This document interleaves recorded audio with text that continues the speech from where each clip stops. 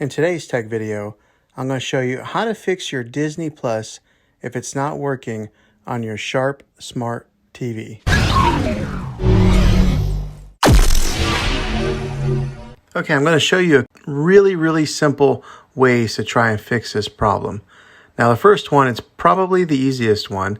What I'm going to want you to do is to unplug your TV from the wall outlet and wait 60 seconds. Then plug it back in. Now be patient, wait the whole 60 seconds. This is very different than turning off your TV with the remote control, so make sure you do it exactly like this. Okay, if that doesn't work, then try this last method. What you're going to want to do is delete the Disney Plus app. So go into your app store or wherever it's at on your TV, delete the app, and then reinstall it again.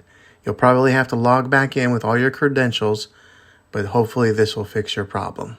Well, hopefully this fixed your problem. If it did, go ahead and click a thumbs up on this video. Go ahead and subscribe to my channel. I make tech videos all the time, and I'd love to have you back in the next one.